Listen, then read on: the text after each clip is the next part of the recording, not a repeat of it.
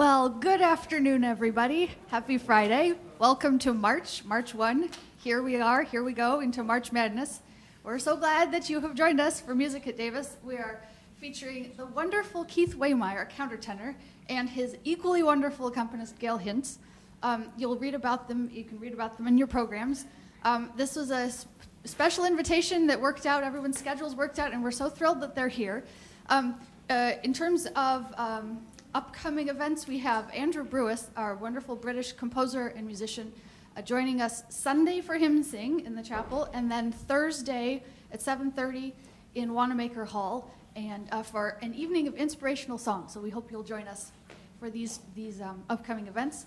But we're so thrilled to have Keith here.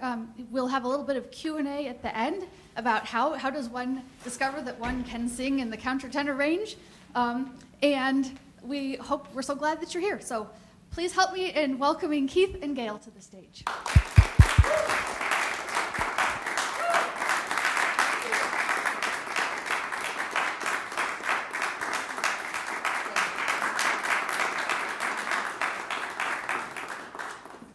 Hi, I'm Keith Waymire.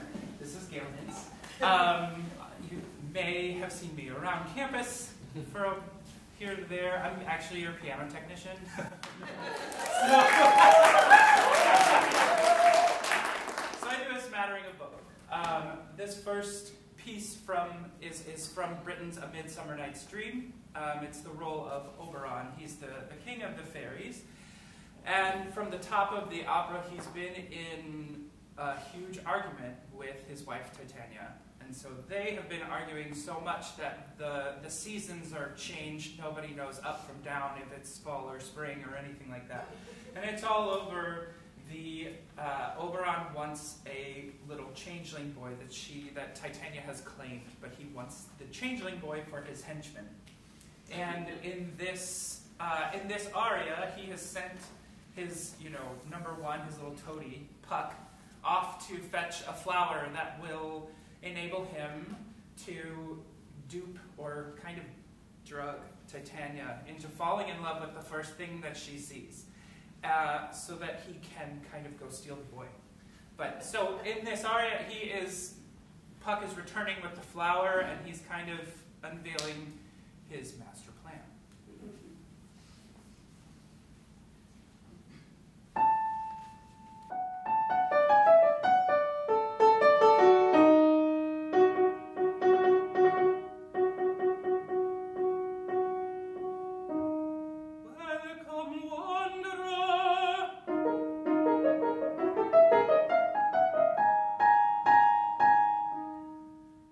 Hast thou the flower there?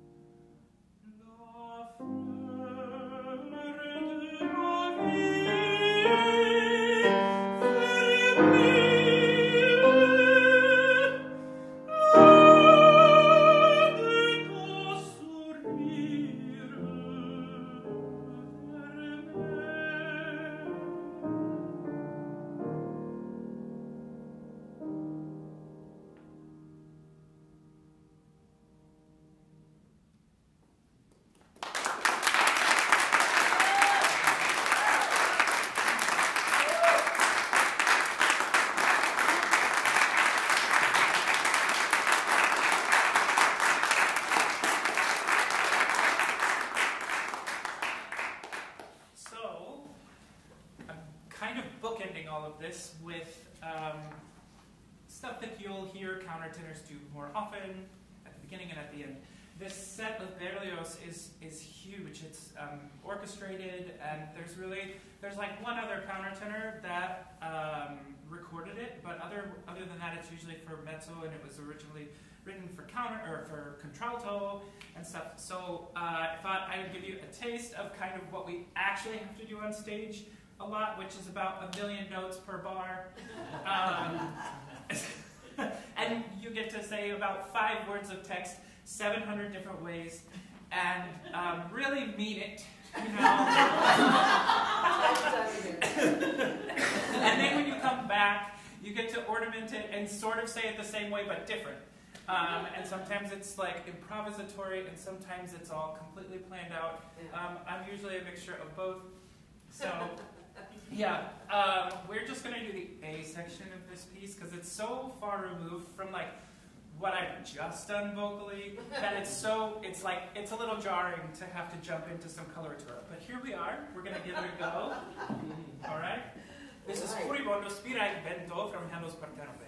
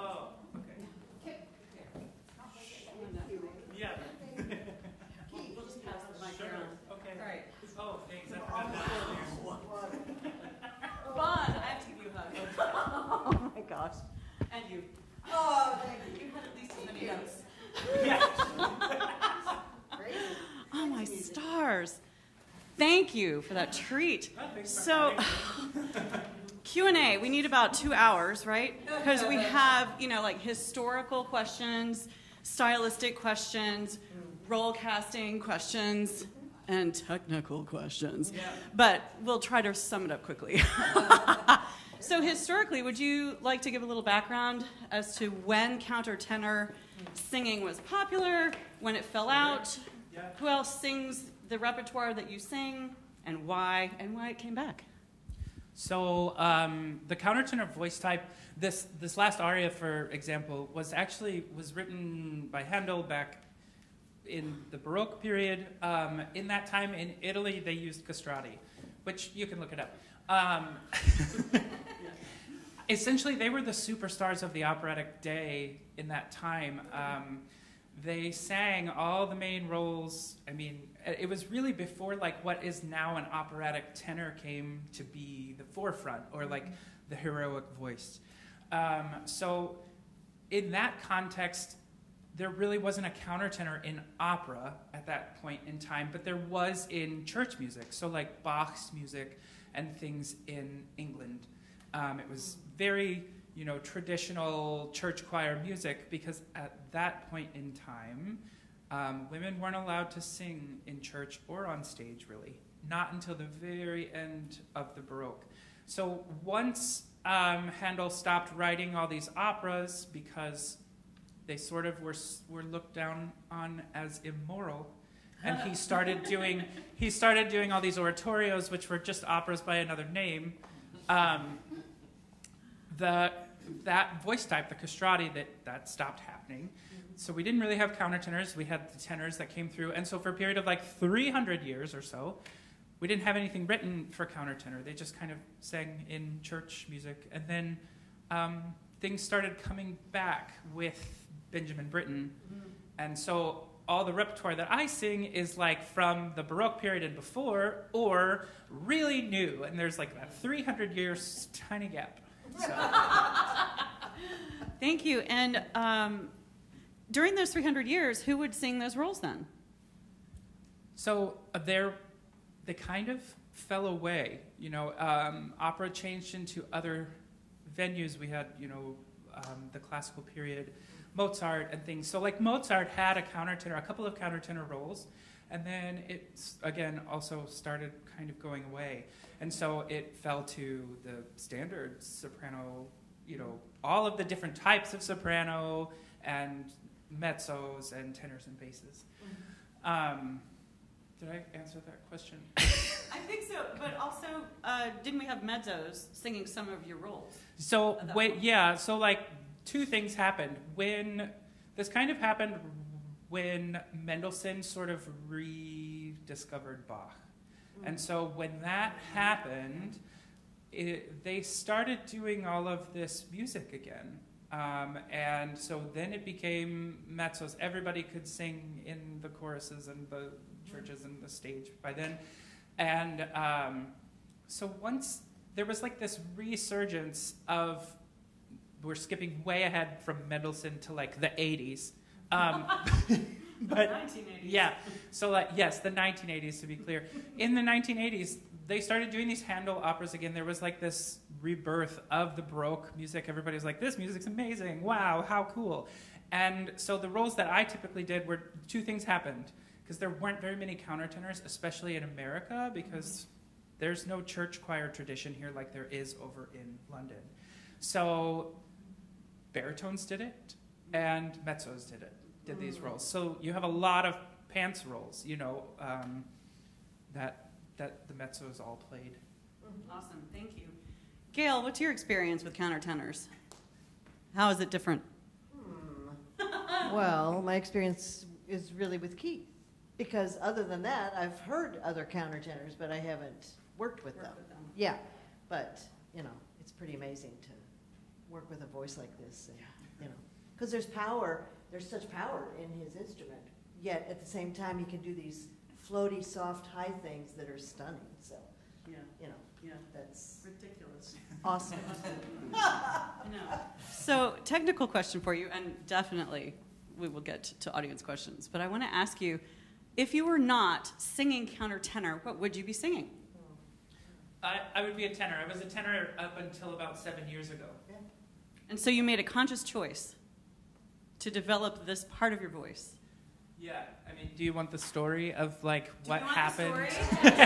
story? So you know, I sang tenor, and I was in the St. Louis Symphony Chorus, and I had gotten to do roles here and there and things like that. And you know, I would listen to recordings of myself and go, okay, I felt like when I was singing, there was so much more to that, like to what I felt like I was sounded like and everything. And I would listen to it, and I just kind of, it fell flat for me. And I remember that I used to be able to do all kinds of stuff way up high, and there was this just sort of feeling in the back of my head of like, is that a real thing? Like, can you make the choice to sing there? Is it legit? Like, is it a cop-out because you're not singing tenor anymore and you don't feel like you're a good tenor, so why not do this thing that's easier that nobody does and you'll have a career, boom, bam. That's so not easy, right? Yeah. So it was in the back of my head, and I was like, I would like to play around with this and just sort of, you know, maybe I'll entertain it. And I hadn't said anything to anybody about doing this, and I had one voice lesson one day where my voice teacher said, why don't we try this falsetto exercise? And we started doing that, and I said, okay, cool. And then I said, do you want me to crescendo, decrescendo? Like, what do you want me to do with that pitch or whatever? And she's like, what do you mean? What's going to happen? So then after that, she started having me do scales. And I still have the clip on my phone, but I'm doing scales, and I'm just going up and up. And I sang like a soprano high C, just rapid. And she's like, I remember her going, you're not even flinching. Like she's like, you need to try this. And I don't think she thought I really was going to, but I was like, okay. And she's like, no, I'm serious. You have to try this. And I said, no, I will. Like, give me some music. Let's do it. And yeah, that's kind of it. Fantastic. So, I have Yes, please. Keith, I have a question for you.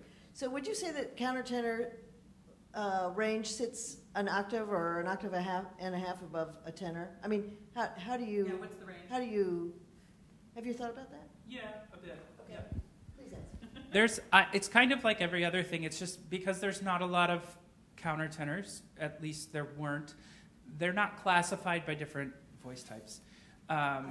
So like some countertenors pretty much sing like early Baroque and Renaissance music, and they sing choral stuff, and they're almost like, they're more in the alto range of like the choir, you know, and then what my teacher would say, there's, you know, your Bach countertenor who sings up to about D or E flat in the staff. And then there's the Handel countertenor that sings, you know, E, F, F sharp, G, maybe, you know. So those are the three. So for me, like, I should have kind of known earlier when I was a tenor. I didn't even have like a C3 on the piano, like a low C. Basic tenor C. I couldn't do that. I should have known. It's marvelous. Thank you. Richard, you had a question. Would you like to ask? Yeah, just kind of like, I've never really heard of a countertenor before. So like, what exactly is a countertenor? Like, how's it defined? Like, it's kind of been mentioned, but Is it falsetto, full on? I think there are countertenors that you could say it's a falsetto. They tend to have a little bit quieter of a voice, because falsetto is literally translated as false voice, right? And so what happens is the vocal folds kind of shut together, the bottom 2/3, and then the top third is what makes the pitch. But like, I know for me and for several others, like I have a full occlusion of the vocal folds all the way the length of them, because I scared the crap out of an ENT who was scoping me and was like, can you just give me like a pitch, like a falsetto, like a ee? And I was like, okay, ee! And he really, yeah. So I kind of, he's like, well, those work. So for me, it was like, it's a full occlusion of the voice. I don't know why I can do this. I don't. I really don't. Like, I mean, I remember that, like, my voice, I never went through, like, the really rough, lower down, like, voice breaky changes. I just sort of gained a minor third at the bottom of my range by the time I graduated high school. It just kind of slid a little bit. That's about it. So, yeah, that's... Nice. Does that help answer a little bit? Yeah. I see some Googling in your future. Yeah. Yeah, right. Anyone else have a question? Karen? What is your vocal range? Like full? everything. Probably from, I guess, performance range, I would say like D below middle C. Okay, I want to play that. Yeah. And I have performed up to a soprano like B5. I can warm up to a B or a C6. So it's almost 3 octaves. Okay, cool. Yeah. Cool. Anybody else? Yep, I do have a Sonia. question. Thank you for being here. Thank you for accompanying Keith so Oh, sure. nicely. That's really amazing. It was a pleasure to listen to you. I do have a question. Society has a very fixed picture of what being a man means, Yeah. and singing so high, especially with the history of eunuchs and Yeah. castratis. Yeah. I think maybe singing that high is perceived as unmanly for a lot of society. Did you ever have to deal with that? Yeah, I mean, that comes up sometimes. Sometimes you have like people that really don't know what to do with this information. And then it like comes out in the form of a very personal question sometimes or something. And you're like, did that need to come out of your mouth? But, and it is like, it's still something that I think about a lot, you know, and it really, like, even just coming here, like, I didn't know who had ever listened to a countertenor, if anybody even liked them.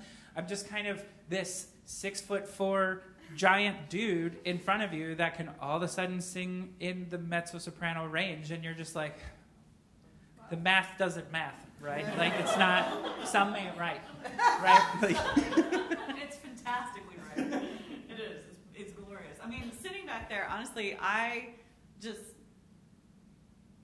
don't even expect to hear a different sound come out of you. It just like, yep, that's the way it's supposed to be. Yeah, It's yeah. it's that gorgeous countertenor sound. yeah, on the whole, you know, people seem to just kind of take the information and they're like, oh, okay, well, that's cool. Like, it's really like either neutral or good, and it's very, very few negative reactions. Yeah. If anything, it's a internalized sort of nervousness every time I sing in front of a new audience. So it takes me a little bit to settle, unless I really know that they know what they're getting. Like if I go do an opera audition, I know that they know I'm a countertenor. They heard my videos and they know what a countertenor is and they want a good one. You know, so Yeah. that's easier than jumping in front of a crowd of new people. Yeah, I have a question. So are there operas or oratorios or anything being written in the last 10 or 20 years that include countertenor roles? good question. Yeah, there's a lot of new music. So this piece that's coming up that I am doing on my recital next week, plug, it's on March 10th in Edwardsville. Nice. It's a piece that was on the 2018 Grammy Classical Compendium, like new Classical Compendium album. It's for countertenor and cello and orchestra. I'll be doing it with Gail. She's basically an orchestra anyway. So there's music like that. That's, you know, a concert piece, and there's operas. Sometimes they're incredibly strange. There's this new one of the Grammy-nominated albums this year was called Lord of Cries, and it was by Corigliano and Adamo, and it was like, it's like Greek mythology meets vampire opera, and I'm not exaggerating. Like, it's wild, right? And then Field trip. yeah, but then, you know, like when we went with the symphony to Carnegie Hall, there was this piece we did, The Gospel According to the Other Mary, that had 3 countertenors in it that kind of functioned like a Greek chorus. They always sang together. It was a really cool effect. Yeah. So there is stuff, and there's more stuff that's being written all the time because a lot of people are doing this music. Yeah. More and more people are getting into it. Well, So when you had this realization with your voice lesson teacher about what your voice could do,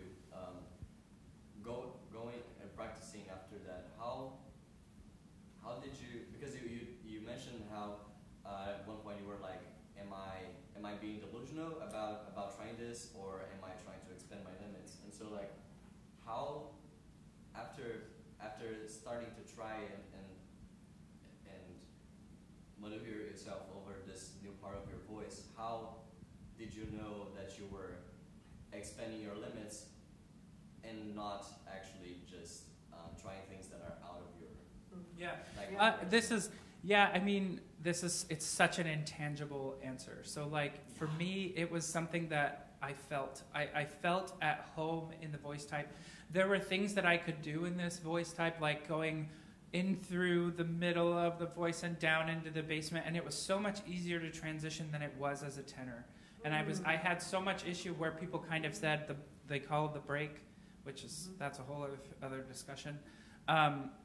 But that was something I never could quite figure out as a tenor. And so like one of the big indicators for me was like, oh, this is so much easier.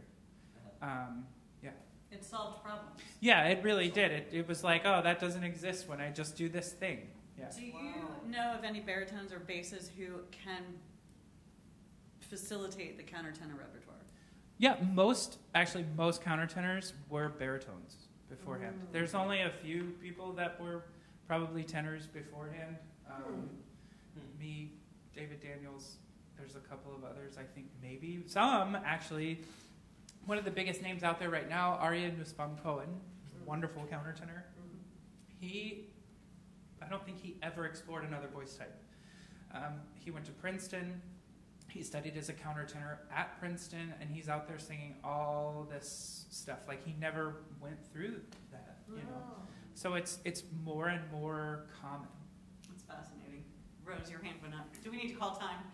No, I had a question for Gail. Yes. You mentioned the fantastic fact that Gail functions as an orchestra for so much of this music, and I wish you could all see the kind of what Gail does to the scores, because it's a marvelous thing. And I wondered if you just had anything that you think about when you're trying to be an orchestra. Every day. Yeah.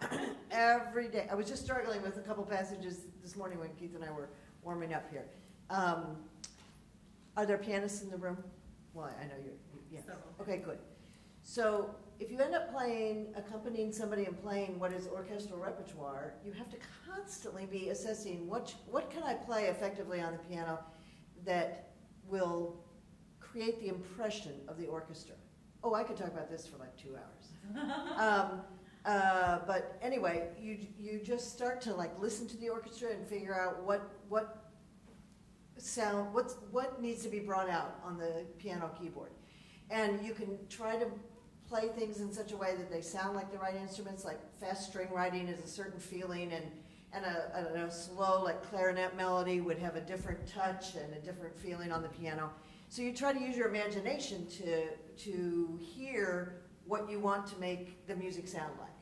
And to a certain degree it works, especially when on a good piano that responds. But also, you have to get used to playing things that are not right in the middle of the keyboard where the singer may be singing, but like more the outsides. I end up adding bass notes all the time when I'm playing orchestral rep, adding octaves to the bass part, and playing higher things that are notes that are not right where the singer is singing, because that can tire them if you're pounding away right in the middle of the keyboard. A lot of times less is more. You know, just providing rhythm and harmony is much more important than playing everything that's written in these reductions that pianists end up with. If you play an opera score or an oratorio or any of the orchestral repertoire, I don't know who makes these reductions. I swear they cannot possibly be keyboard players because they put way too much on the page, and you just have to get used to changing what you see written there. And because we've spent our whole lives trying to play the notes on the page, you know, from when you're this high and you start doing piano lessons, you've been trying to play all the notes that Chopin wrote on the page, or Liszt, or Bach, or whatever. And all of a sudden you're in repertoire where, please don't play everything on the page or it's going to sound horrible and you're not going to be able to do it and you'll be too slow. And so you have to constantly tell yourself it's okay to not play all the notes you're looking at. It's a mental battle every day. And you just kind of learn like what to bring out that'll help the singer or the chorus or the opera production or whatever it is you're playing for. But I would say the idea of not playing in the center of the keyboard is one help, and listening to an orchestra play that music so that you have in your imagination what you want to, the impression you want to create, and just less is more. Rhythm is everything. You gotta provide rhythm and be with the singer or the conductor or the chorus, and harmony is second. That's what we're really providing mostly, rhythm and harmony. And if you can get a few little licks in that are orchestral, melodic figures, great. But that's kind of the icing on the cake. It's not the essential thing. So anyway, really, I could It's not talk a on question. and on. It's not a question. I just wanted to say that like I've never heard a piano sound so full ever. Oh, so I well, just thank wanted you. to thank you. Like, Thank you. Oh, I I just, think that Gail is also 6'4". Yeah. no, 5-0. But you know, it's playing a good piano. It's very, you know, it's a power trip, honestly. It's great, you know, you get a, and especially under a big voice like Keith's. So Oh, yeah. yeah. Michael. I wonder, what type of voice do you prefer to have a duet with? Oh. That's like a That's soprano who's more in your coloratura, or Yeah. do you like duets with deeper voices, or? You know, there's so far not a ton of repertoire for that. Like Handel operas, it's like this formula of everybody sings a million solo arias. Yeah. So like for the first time in this upcoming opera I'm doing, it's like, oh, I have a duet with a soprano. Like, well, how nice. You know, I think I do like singing with sopranos. I actually like to sing with like a bigger voice soprano, just because if the voice is smaller, I'm such a sympathetic or empathetic singer that something in here changes and I don't feel comfortable. So if it's like a little Tweety Bird soprano, I'm kind of like, oh. You know, and I need to make that. I need to work on that. You know, like because you should sing how you sing, right? Like you should learn how to make it feel the same all the time if you can. Sing with your voice. But yeah, I'd have to say I love to sing with sopranos. You know, Doesn't Oberon have some music with Titania? it's not really like they have this whole fight at the beginning of the thing, but they're very juxtaposed. I So think, it's not. It's kind Not of like that. anything you can sing, I can sing louder. Mm-hmm. I'm really mad at you. Have some wind, you know, like whatever. So funny. Arnold, you had a question. Yeah, why French songs? Oh. You know, this was. I picked this because a couple of years ago I was working with my teacher, and he said, you know, there's one countertenor that has done this Berlioz set, and I think you could do it. You should look at it, and it just sort of stuck in my head. And there's a couple of reasons. You know, I want to try and get a recording of it, because if I could ever do it with orchestra, it would be just amazing. Like if you go, I mean, I absolutely think Gail is probably one of the best that I have ever worked with in terms of making the orchestra part come off the page and having what you said, like such a full sound. I mean, there are so many pianists that I sing with that it's like, are you there? It's me, the countertenor. Like I'm very far away from the strings and everything. Like I need some sound. I need a lot of sound so I don't feel exposed and I can do my best singing. But to get to sing this with a full orchestra would be a dream. And so I want to get a recording of this and submit it to some conductors and things that I have met and try and do it with orchestra. That was the main reason for the French. And I never get to sing in French. Most of my rep is Italian or German if we're doing Bach or English. And that's kind of it, because early Baroque music in the French there wasn't really a countertenor voice as it is in every other existence. It was a voice type called haute contre, which is just kind of a high tenor. And so it really stays in that middle to low range, and I don't prefer to like live there because I can sing so much higher than that. So. The Berlioz set is actually 6 songs. We sang 4 of them today. Yeah. But in this concert on Next Sunday, yeah. March 10th in Edwardsville, hint, hint. We're doing all 6 of them there. It's very dramatic music. Berlioz is very dramatic. Yeah. I started tearing up instantly in is it the third movement? It's the lament? Yeah. Oh, it was like, Yes. I was gonna cry now. It's expressive. Gideon. As a countertenor,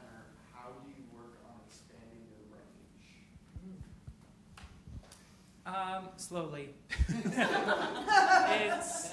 It's kind of the same answer for like extending the range, but also like getting through that fragile part of the voice that always wants to shift or break or something. So you have to coordinate the mechanism very slowly. You have to learn to feel that stretch in your voice. You know, everybody, we think because we see it on the page or we see it on the piano or whatever, we think a high note's up here, but like the mechanism, like it has to stretch down and tilt forward and all of this stuff. You know, like, and kind of getting a sense of what needs to happen helps, but also really feeling all of that depth down low. It's a lot of scales. It's a lot of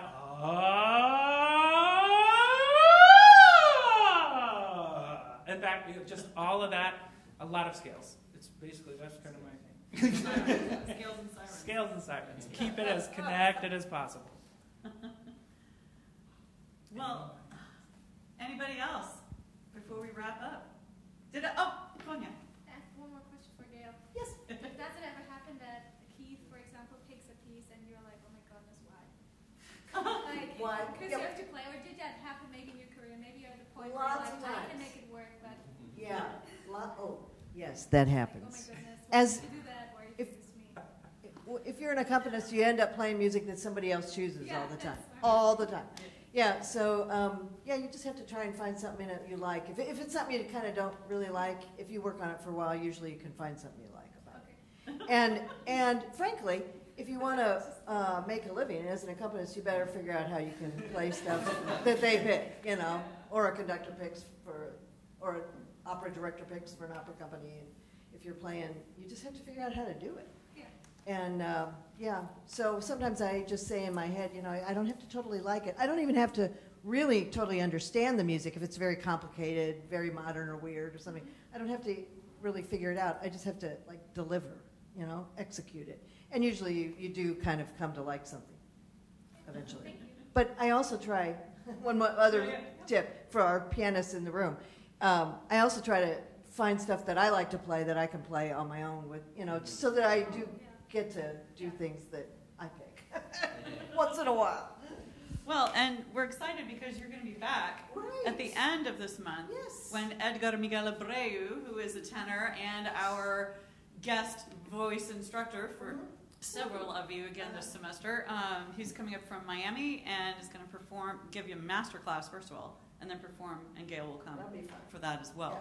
But today, holy mackerel, thank you so much, Keith. Can we, and Gail, please, applause for both of them.